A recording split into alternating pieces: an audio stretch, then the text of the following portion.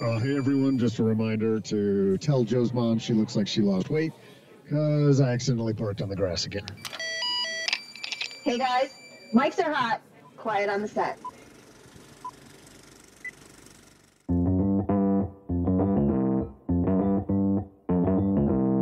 Live from Joe's mom's basement, it's the Stacking Benjamin Show.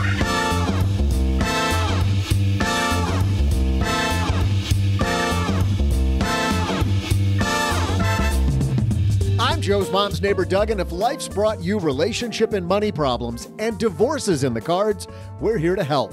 On today's show, we welcome two guests who can help you figure out where the money's going. Forensic accountant, aka money detective, Tracy Coenen, and New Jersey-based family law attorney, Sarah Jacobs. In our headlines, we'll discuss Apple's new high-yield savings account and the unusual twist of it being linked to their credit card, the Apple Card. Plus, we'll throw out the Haven Lifeline to Catherine, who wants advice on how to build and accelerate wealth building for late career bloomers. And then I'll share some fairly petty trivia. And now, two guys who can finish each other's sentences, Joe and O-J-J-J-G.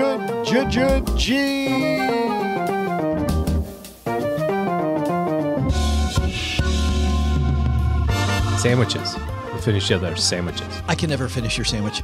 I can't finish Cheryl's sandwich. I can't finish anybody's sandwich. Hey, everybody, welcome to the No Way Jose podcast. I'm Joe Saul-Sehy, Average Joe Money on Twitter. And happy Wednesday. We've got some great financial partying to do, so let's get on with it. Mr. OG sitting across the card table from me. Can you finish Mrs. OG sandwiches? Do you clean her plate? No, not anymore. In fact, we went out to dinner for my son's birthday, and both of my boys ordered 10-ounce medium fillets. Like, wow. Geez. Did you refinance your house? Meat, Dad. We want meat. Double potatoes and double cream corn. It's only going to get worse the next couple of years too. Yeah. It's horrible. Yeah.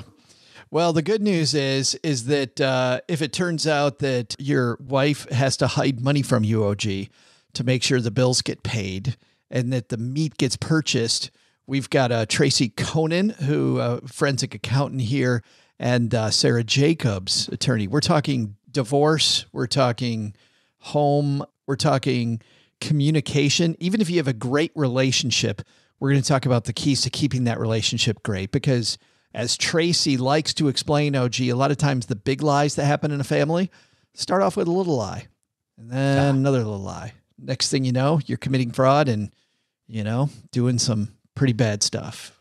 Sarah Jacobs, Tracy Coenen waiting for us. Headline first, though, so let's move. Hello, darlings. And now it's time for your favorite part of the show, our Stacking Benjamin's headlines. Our headline today comes from the Wall Street Journal. It's written by Amani Moyes.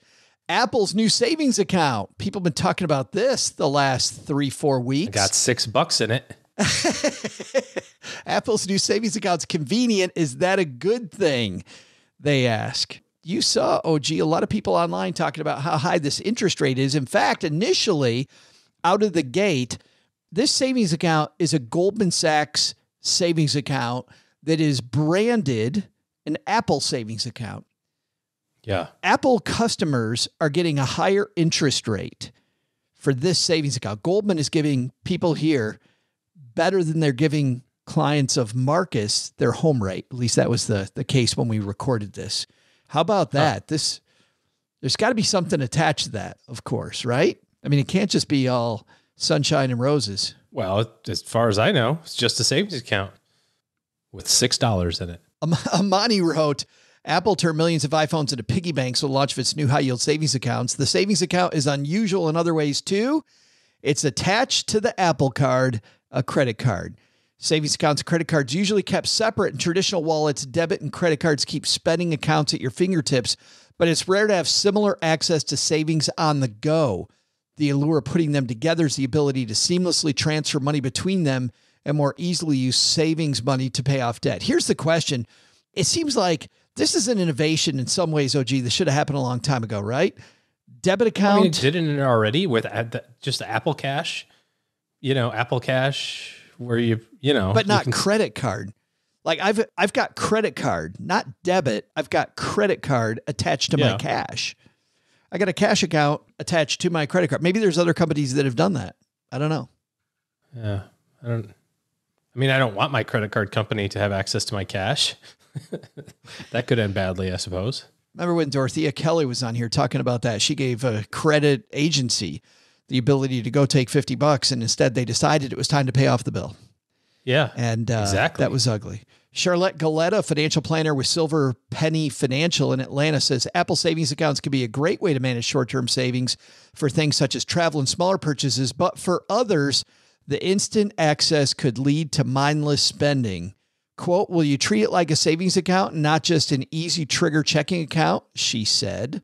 I think that's really the key to this, OG. It's not about what the company did. Of course, on Monday, we talked about how Fannie Mae and Freddie Mac have kind of changed the game for people with low credit scores. And we advise people that you should probably get your credit in order first and prove to yourself, nobody else, but to yourself, that you are ready for a mortgage and to make a house purchase.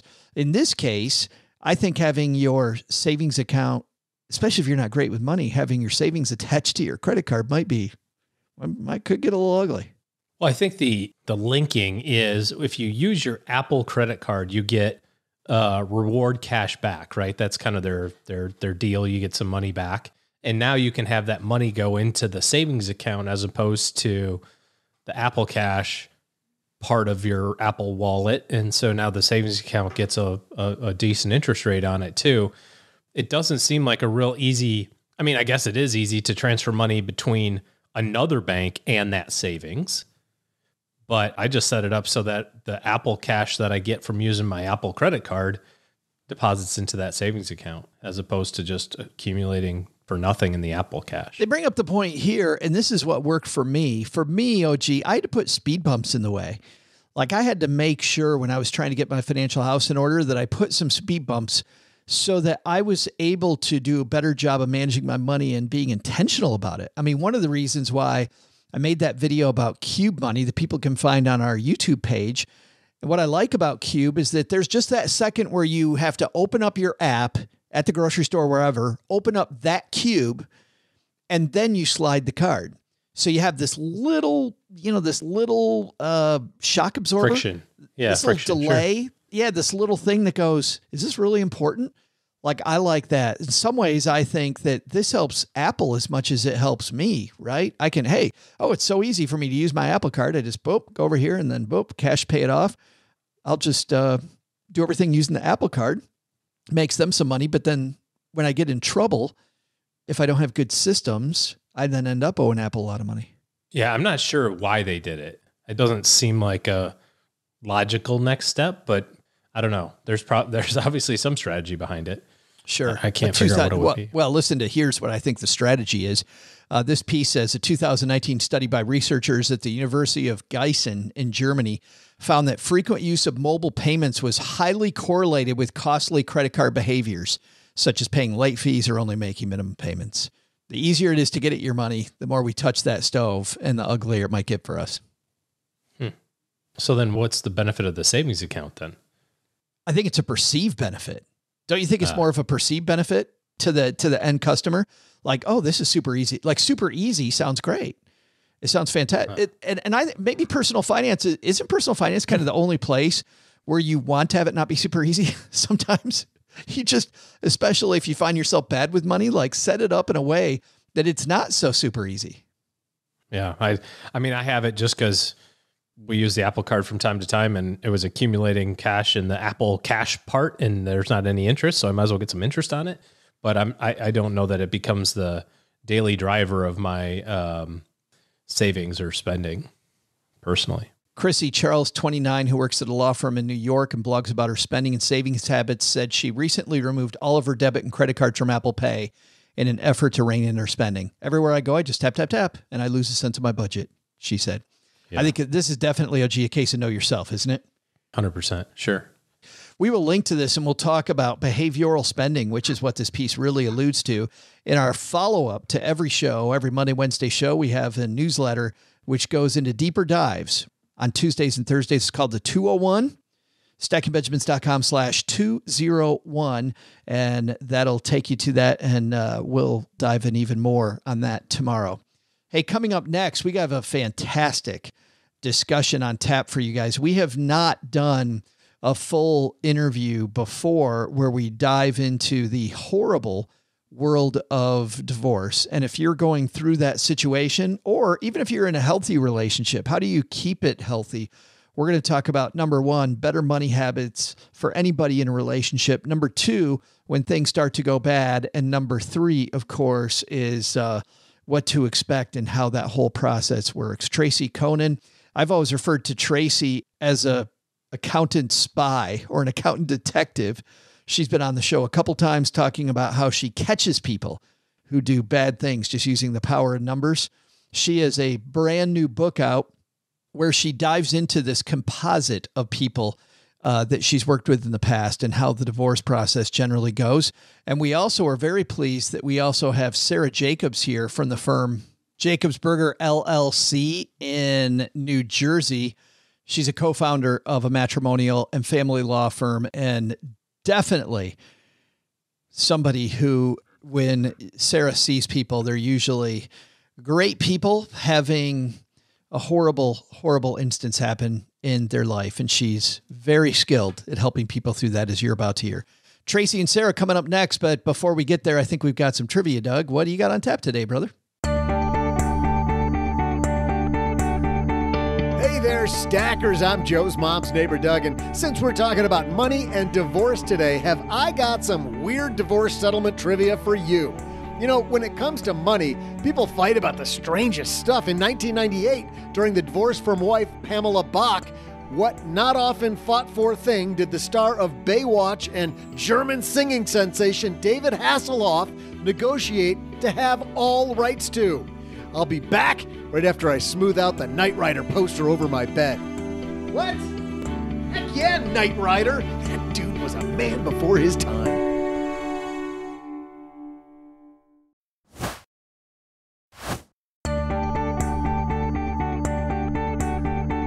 Hey there, Stackers. I'm president of Pam Anderson's fan club and rescue requester, Joe's mom's neighbor, Doug.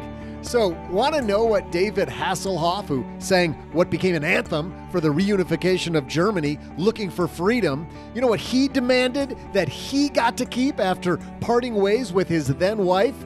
He wanted to keep all rights to his nickname, the Hoff, as well as his catchphrase, "Don't hassle the Hoff." I love it. I stand behind you, Hoff. I have all rights to "Don't Duck the Doug," as well as Dougster, Dougodontist, and best one of all, Dugginator. Duh. And now, let's say hello to two women who are going to help you become Sherlock Holmes of your money, Tracy Coenen and Sarah Jacobs.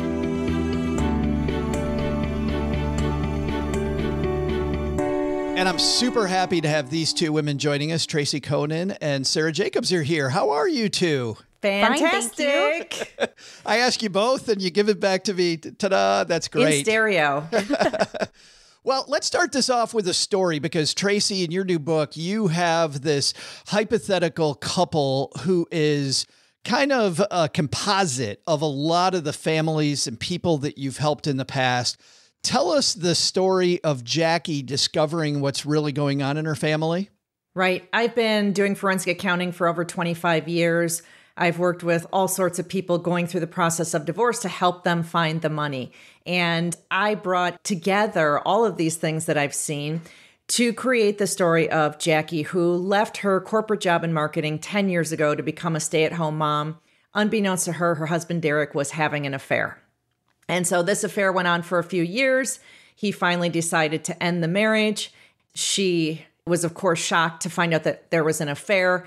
She accidentally finds a credit card statement for a credit card she didn't know he had and wonders what else has been going on with the money for all of these years. She had taken a hands-off approach to the money while she was at home raising their 3 kids, and now she is in a panic as to whether she's going to have financial security, whether she's going to figure out what he's done with the money, whether there's some money that's hidden somewhere that belongs to her.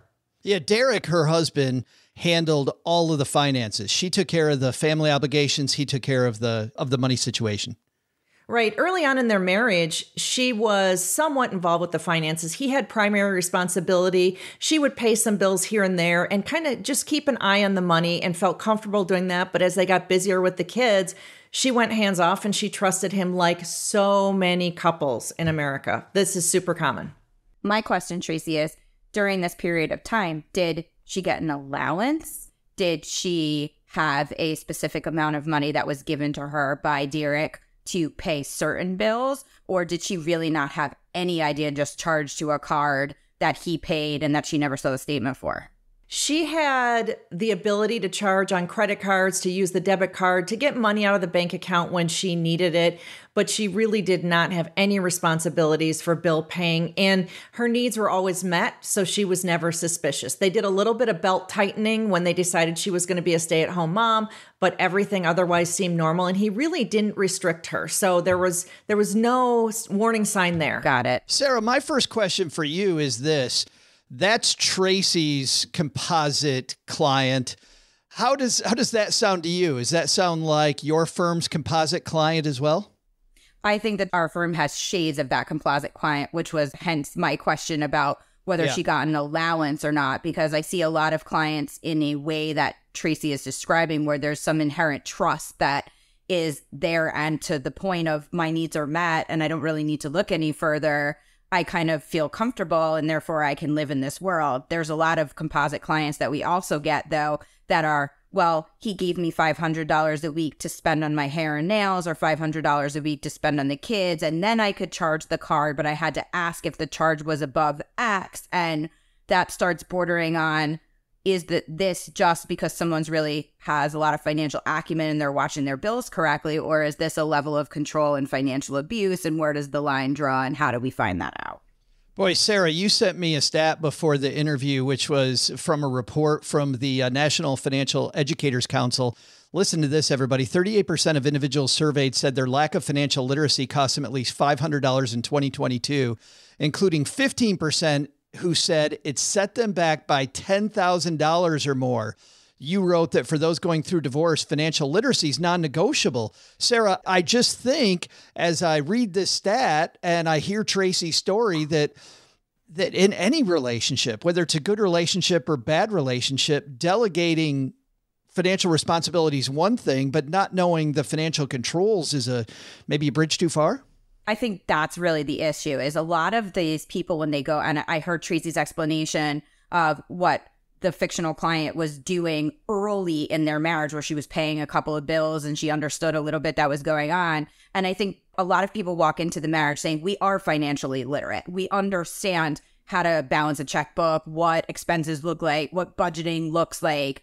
And over time, the question of being financially literate versus delegating financial responsibility and abdicating the knowledge of looking at those financial controls are two very different things. Financial literacy can be a base of everything, but it's how you manage the controls of that literacy during the course of the relationship that can really be the underpinnings or the downfall, per se, of what the couple does and the way that they act.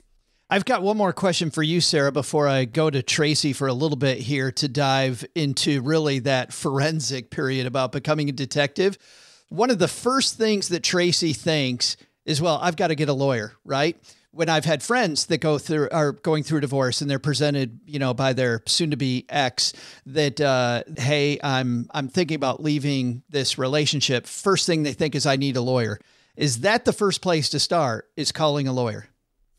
I don't necessarily know that it's the first place. I think it's one of the first places to start. I think really the first place to start is get your crap together. Find your documents, find all the information, start doing your homework, regain some of the control that you may have lost during this period of time, get organized. Because any good forensic accountant, as Tracy knows, any good lawyer, as I know, any good therapist, as a therapist knows, you need the information. If you don't have the information, we can lead a horse to water, but the horse can't drink because there's nothing there to drink. You need the substantiation in order to figure out how to start unpacking all of the issues on the table and to make educated, informed decisions about those issues. Yeah, Tracy, I've known you long enough to know that you believe that it starts well before this moment as well, that you really got to get your stuff together.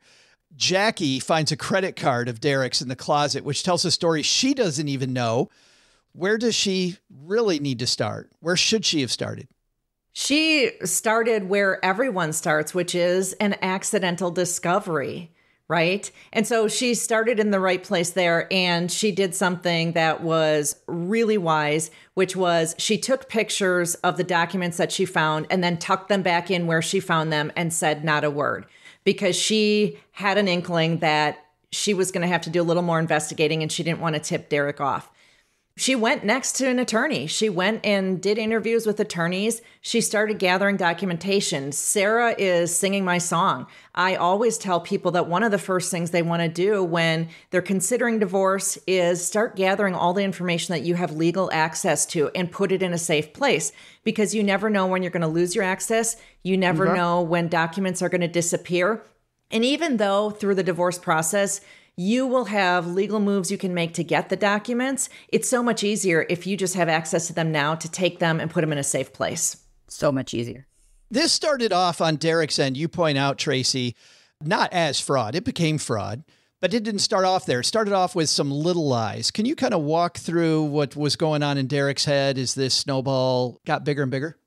Right. We talk about this fraud snowball, that it starts small and it gathers steam until it becomes, in this case, an avalanche. When Jackie quit her job to stay home with the kids, they did some belt tightening, as I mentioned before. So they decided to cut out some extras, some fancy meals out. Maybe they weren't going to upgrade their phones as often. They were maybe not going to get a new car as often. And just some of the extras like streaming services and things like that. They realized that by cutting a little bit here and there, they could really save some money to make up for what Jackie wasn't bringing in. But Derek cheated on her in the financial regard, and he still treated himself to a new phone and to some online games that were costing money and things like that, and didn't mention it to Jackie. He thought she won't care about $20 here or there. Well, those introductory lies made it easier for him to start telling bigger lies over time. Sarah, I got to think for, the people that have relationships that they think are healthy right now, there are some things we can do to help those people to make sure that hopefully they never have to call you, right? How do we stop these little lies from becoming big lies? Is it one bank account for everybody?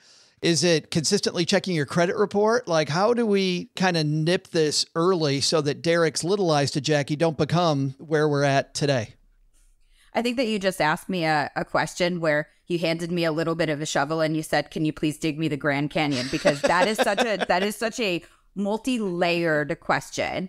And I think the first thing that you said is it right for a bank account for everybody? Definitely not. In full disclosure, my husband and I don't have a joint bank account. We've been married for 17 years. We've been together for 22 and a half, and we don't have a joint bank account. Why? Because I don't want, but not because he refuses. But we have conversation. And I think that's where you need to start. And prior to you getting married, or if you've already been married, start having a conversation. What is money to you? How do you value money? How do you spend money? How do you want to save money? Let's actually have a conversation about what your values are concerning money. Because honestly, things happen. Obviously, Derek and Jackie made a decision about belt tightening, and maybe Derek wasn't as comfortable with that decision as he wanted to be, and that kind of spiraled as Tracy said, into this avalanche that occurred. But they didn't have a conversation. Derek didn't come to her and say, "Listen, I know we agreed on this belt tightening situation. Here's where I think that there's a little bit of expansion that I could do and you could do." He just unilaterally did it. And the lack of a conversation created this little fissure or this little cavern, and it grew, as Tracy said, into this snowball and this avalanche down this time. So many people don't get married having conversations. They get married having conversations independently in their head, and then they act on those independent conversations during the course of the relationship, and then they never really have a conversation about the other person's actions. And so it's all this like marching in tandem instead of walking the path together that creates an issue. Yeah, it's funny you say that, Sarah, that Cheryl and I, my spouse and I, We have a weekly scheduled just 20-minute discussion. It's always over wine or pancakes, depending on what time of day it is. It's meant to be fun. It's not meant to be long. It's not, I see some of these couples that have what is like the Camp David summit. And, one person thinks it's awesome, the money geek. The other person's poking their eye out because they hate it. And it feels like an interrogation. And to have it consistently once a week and to have it scheduled, because we're busy people, makes it so much easier to just keep that door open. I love that you say this starts with a conversation. Tracy, let's talk about thieves. You've got these thieves in your book. You talk about some of them are shame. Obviously, people feeling a lot of shame. You can imagine Jackie thinking, how come I didn't know? Why am I so stupid, right? I mean, why was I so hands off? Yeah, this negative self-talk we give ourselves, which is absolutely just piling on. You say chief among them during this process, though, is overwhelm. Explain to me that. The divorce process is completely overwhelming. There are so many moving parts. It is so expensive. You've got to work with your attorney. You've got to gather all sorts of documentation. There's financial issues, children issues, home issues. What's the new schedule? What are the logistics? Who's going to live in the house? Who's moving out? There is just so much going on.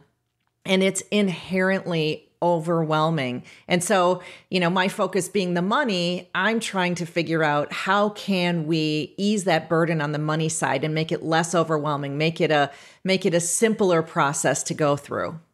Jackie's freaking out because she's been stay-at-home mom, taking care of a lot of very important responsibilities that have paid the family zero. Now she needs to get a job. You say that obviously this whole thing needed to start earlier. A question that came up in my mind as I was reading through this story, Tracy, is, are you implying that Jackie should have had some income coming in all the time? Because now she's all of a sudden worried about her skill set, about catching up with, quote, the world and making sure that her resume's in place. Should she have kept that dusted off and maybe had a side hustle, as we call it?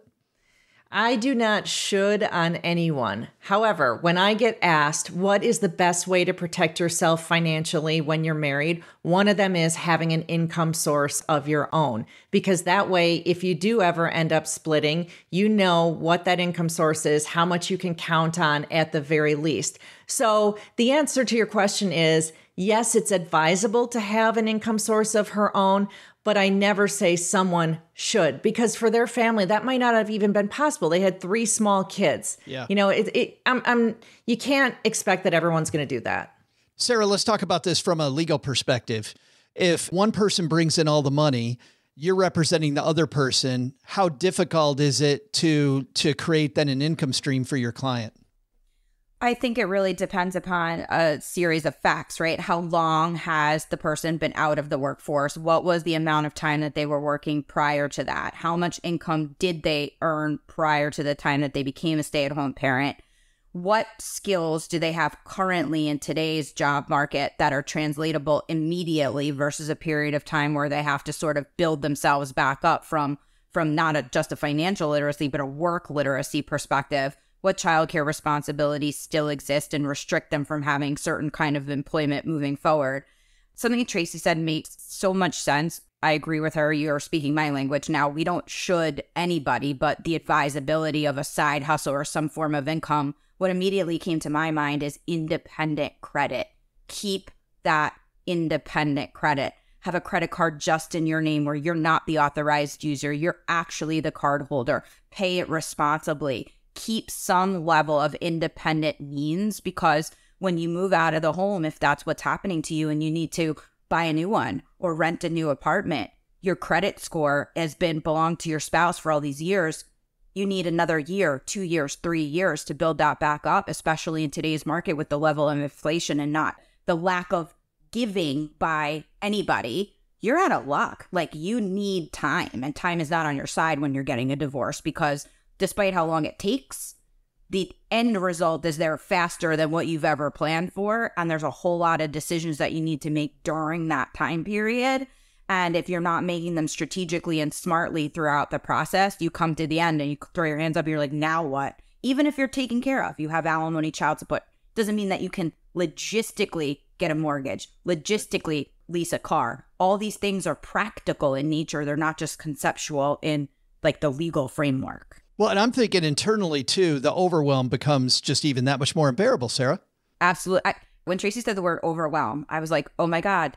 So our mantra here at Jacobs Burger is to de-stress the divorce process, and to do that by actually working on clients' goals and working through the practical process of the divorce, because we are lawyers. We have ESQs after our name. We went to law school. We understand the law, but our clients are people, and their families have realities. And there are situations in which you don't have excess funds. Credit isn't available. There are things that you cannot do. So legally, you could have the moon, the sun, and the stars, and practically doesn't align with legally. So we take a step back and start from scratch and say, okay, even if these are your goals and your dreams, are they achievable from a boots on the ground perspective? And if not, how do we start building that? How do we get you credit during the process? How do we start looking for friends and family that can help? How do we make decisions about potentially keeping the house or selling the house, because that's going to lead you to a better financial outcome 3 years from now, when you'll be able to support yourself and stand on your feet, because that's not going to happen today. I'm glad you explained where you start from, because I'm sure all attorneys aren't the same. In fact, in Tracy's book, Jackie goes and she interviews 3 different attorneys.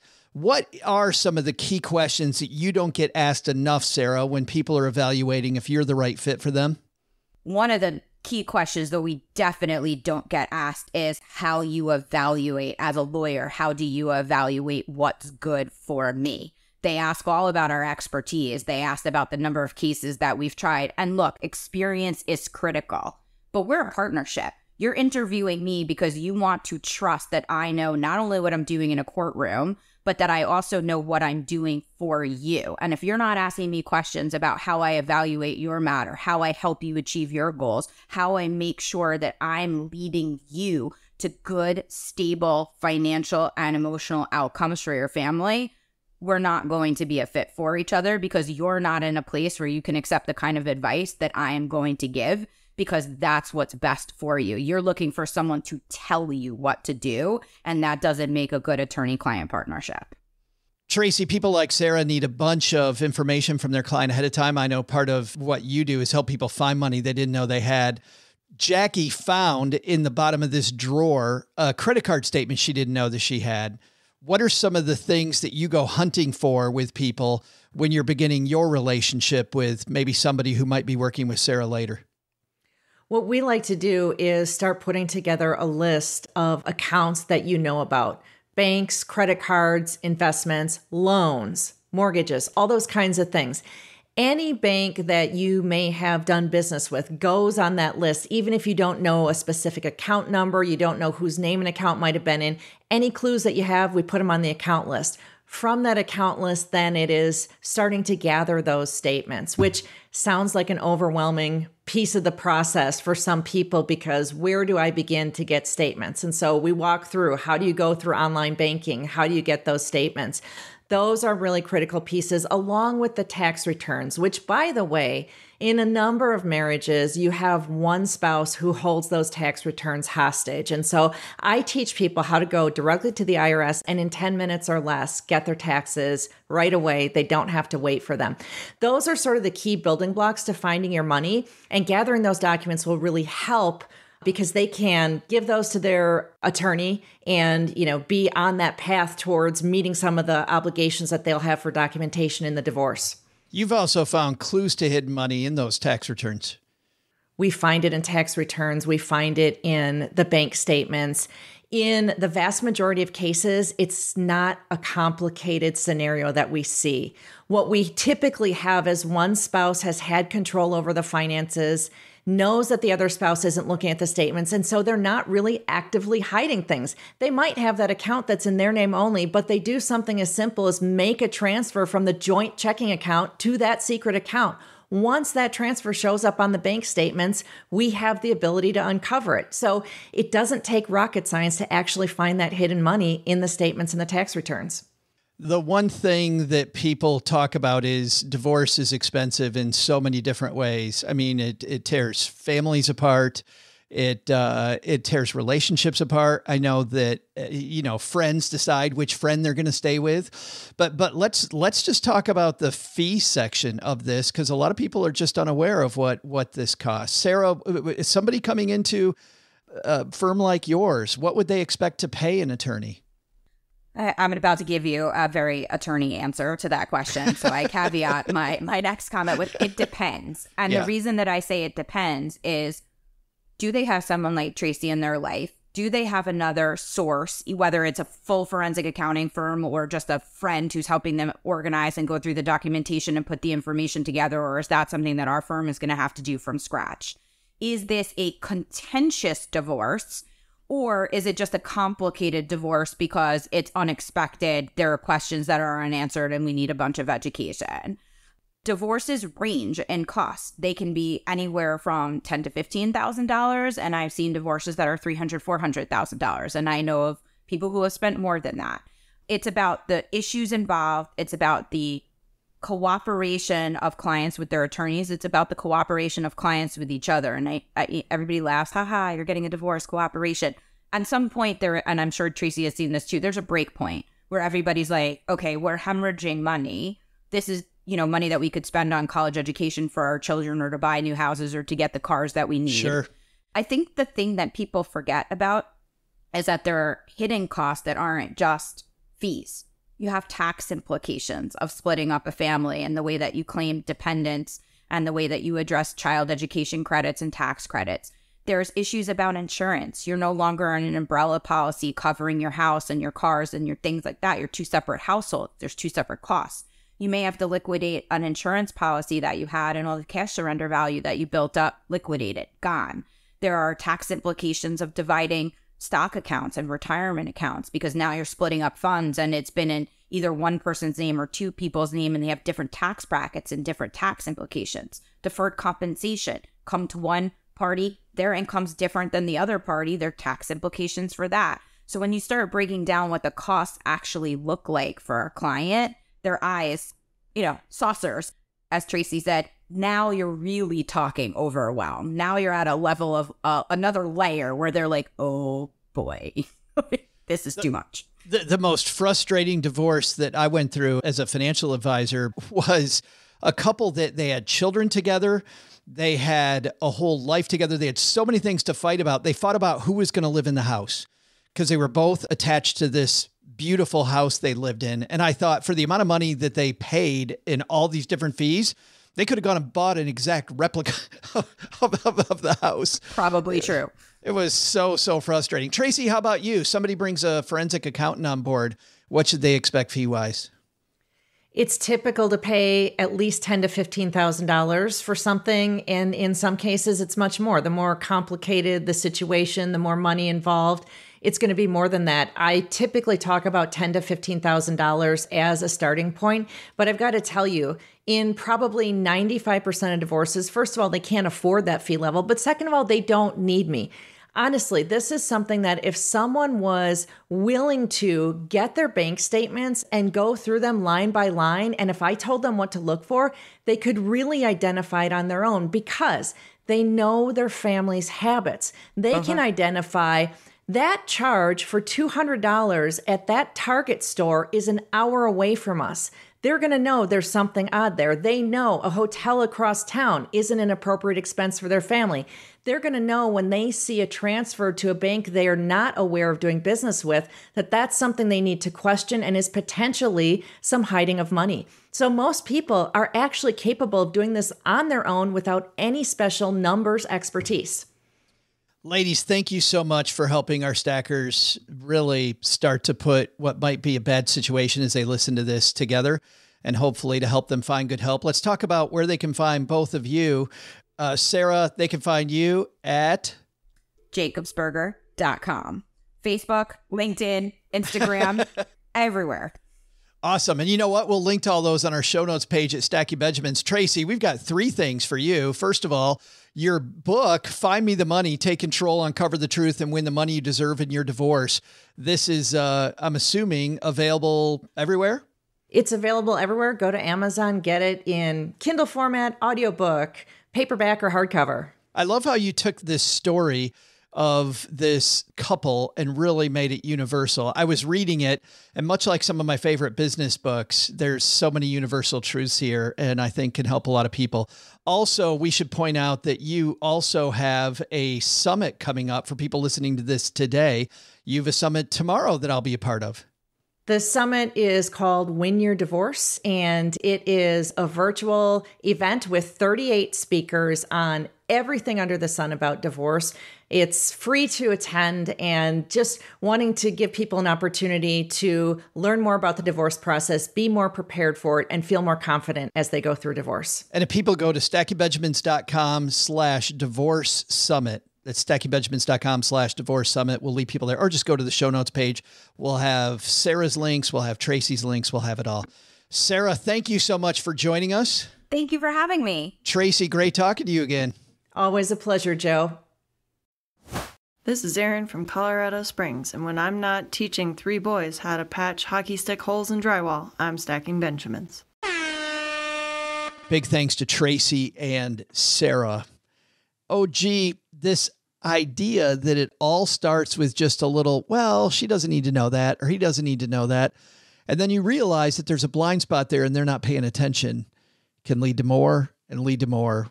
Which is why, Sarah said that she doesn't use one checkbook. I don't use one checkbook. Cheryl and I have separate. We actually have a 3 checkbook system, which I wouldn't advise anybody to do, but it works for us.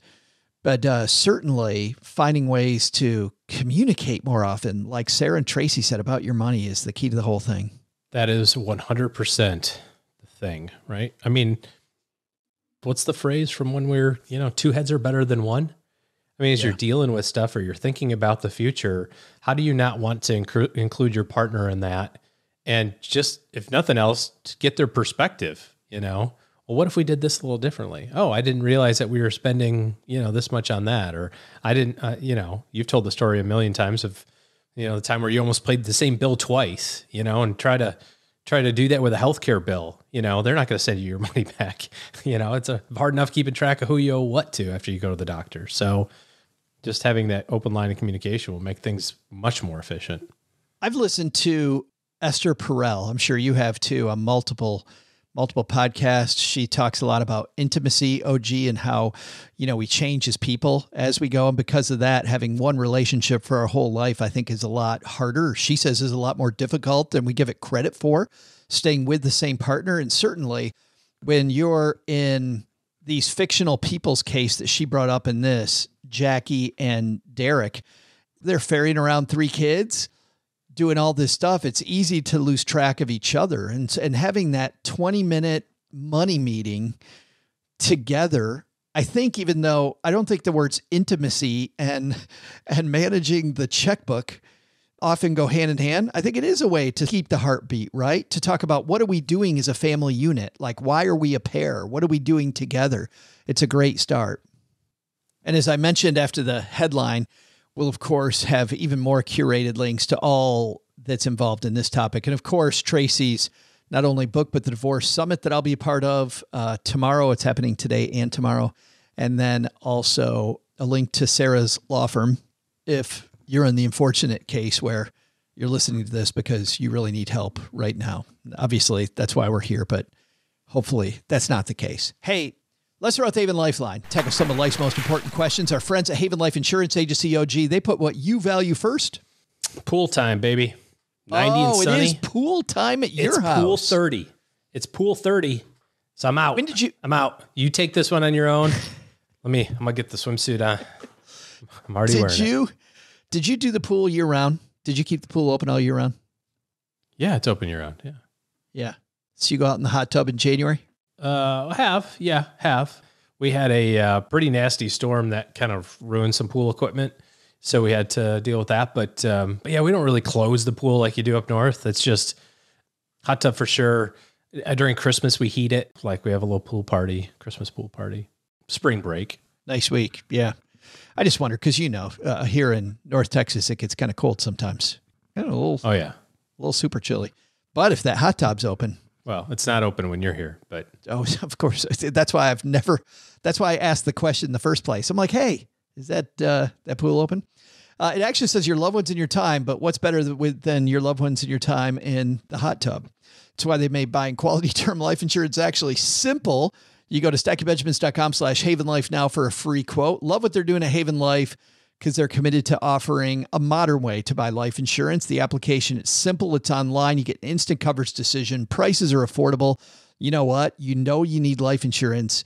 Get it done today. stackingbenjamins.com/Haven Life. I know I was talking to Matt over there, NOG. They also have type of policy now that they offer for people that really would prefer not to do physical. So I know there's a market of people that need that type of life insurance. If you're that type of person, you can also find that by using our link, stackingbenjamins.com/Haven Life.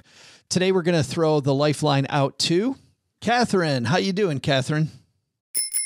Hey, Joe and OG. I've been an avid listener of the Stacking Benjamins podcast for a little over a year, and I love you guys. And I have a question. What advice or strategies can you offer late bloomers, meaning people who don't find like that perfect fit in a company, don't find the ability to really start building wealth until their early 40s? Using myself as an example, it's only within the past couple years, and I'm in my early 40s, that I've really found myself in a gig that I consider to be a long-term gig. I'm happy at my company. I have a lot of prosperity that I'm finally building, some real estate investments, some stocks, but I'm at the very beginning of this kind of process. So what advice or strategy can you provide for someone like me to help us implement an accelerated strategy for building wealth? Thanks, guys. Thanks for listening, and I look forward to listening to you in later podcasts. Catherine, thanks so much for hanging out. We love you too. And you know what? For being brave, OG, she's going to get some Stacking Benjamin swag so she can proudly tell her friends as well that she hangs out with us in Mom's basement.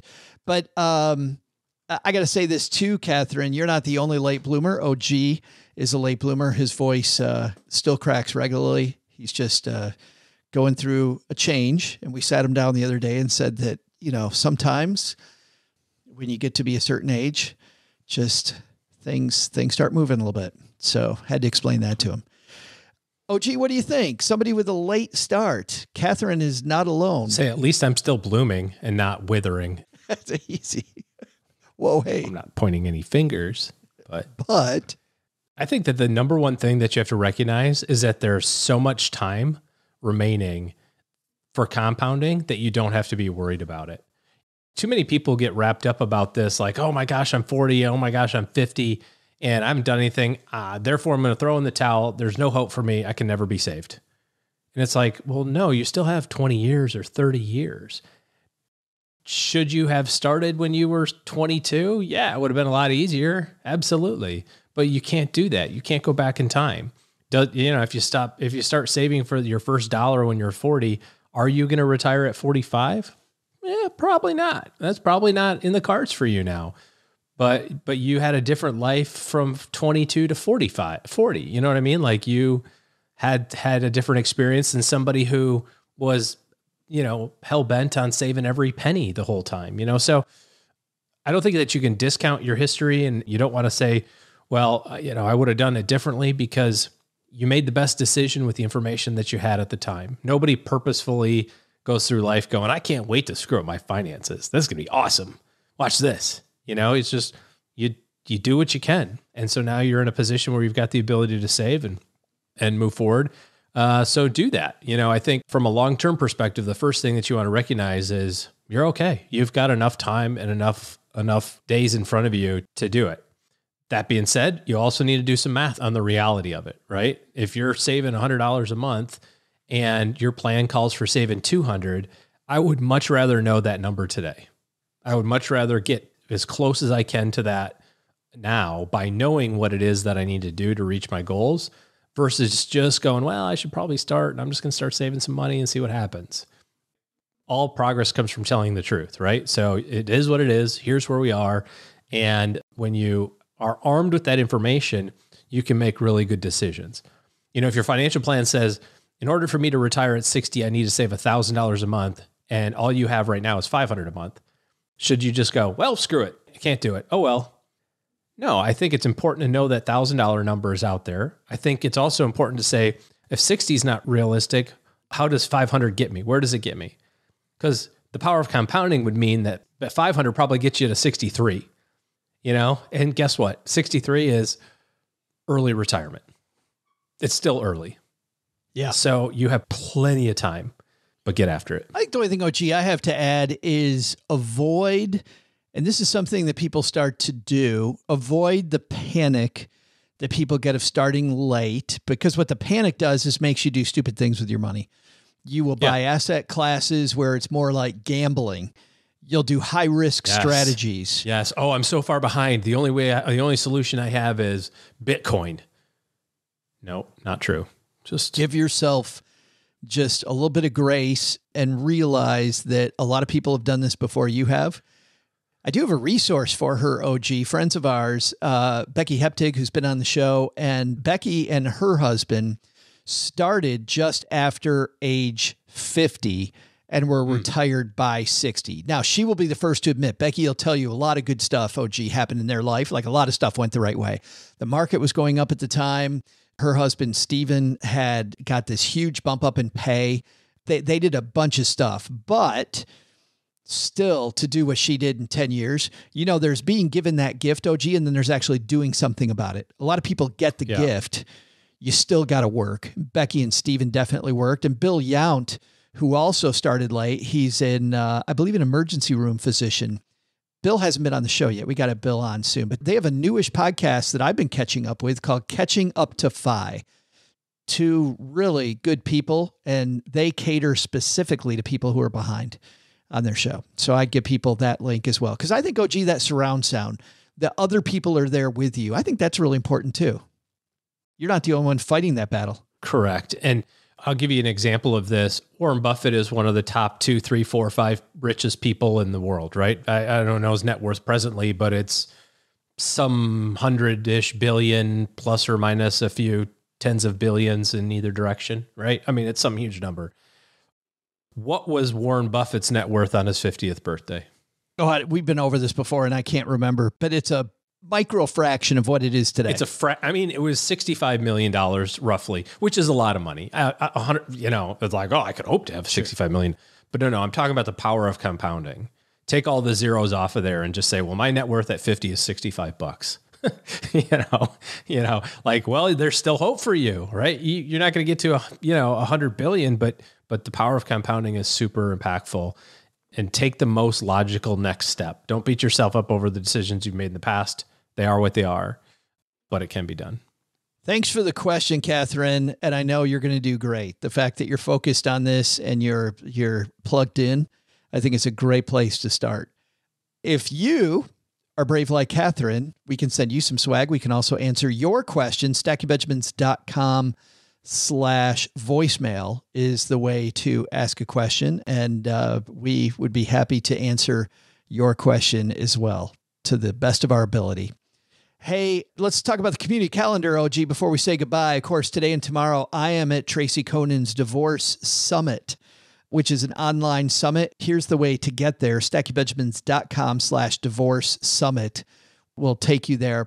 I believe in this, Tracy, in this summit enough that, just as full disclosure, we decided to be an affiliate of it for people that want this.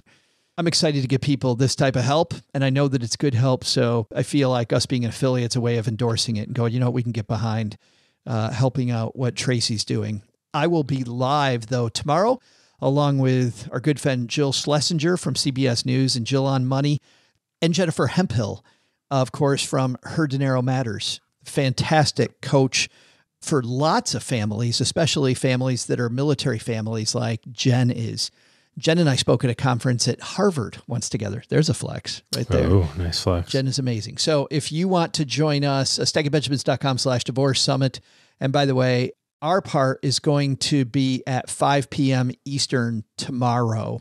If you'd like to tune in live, if you're worried about a potential divorce or you're in the middle of one.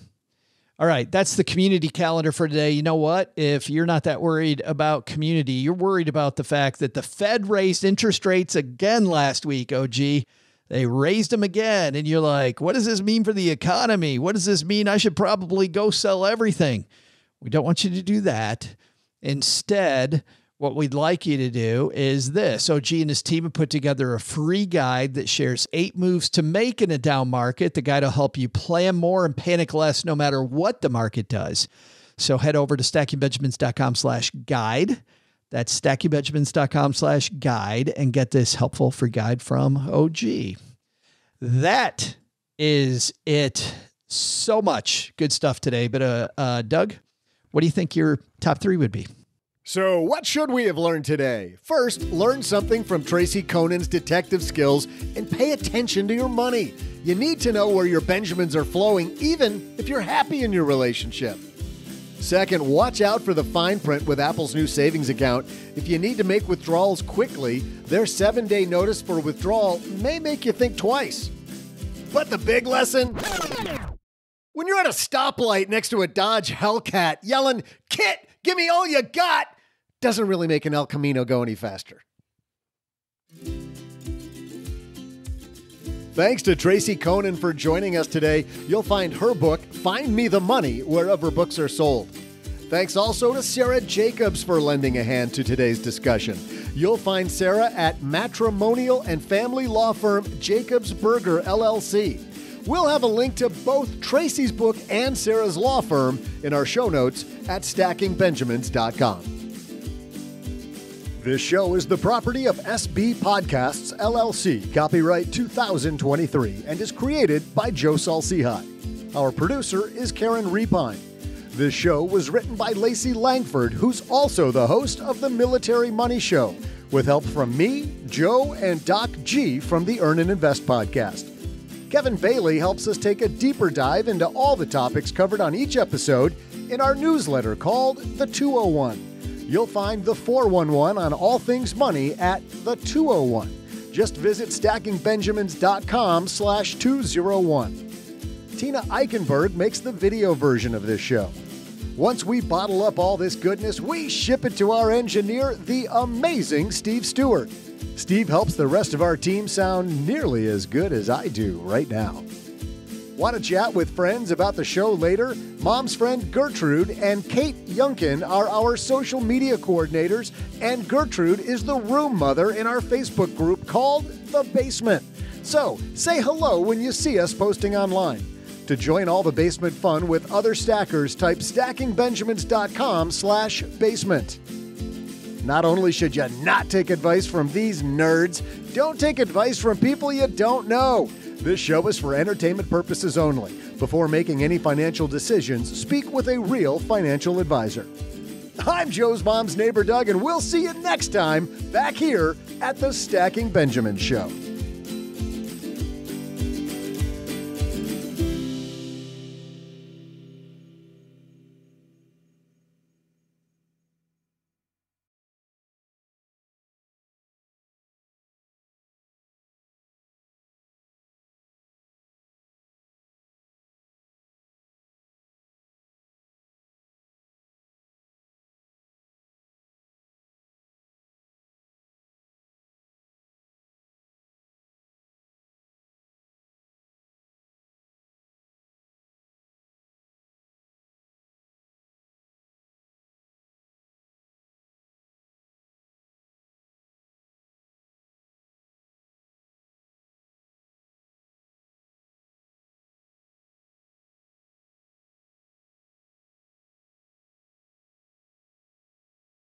So we are in the final episodes of Succession. Have you watched any Succession?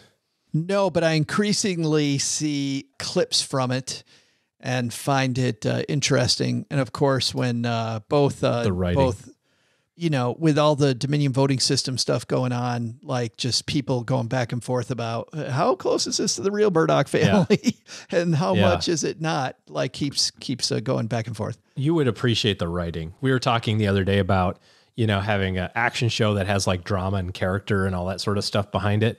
This is kind of the same thing. I mean, it's not an action show, but it's got all of the intellectual stimulation that you need. I mean, it's just boom, boom, boom, boom, boom, boom, boom, boom, boom, boom, boom. Like nonstop, you have to pay attention. The 2 episodes I've seen of Billions, I've absolutely loved. I just refuse to get yet another. Speaking of Billions, login. Allegedly, Bobby's coming back.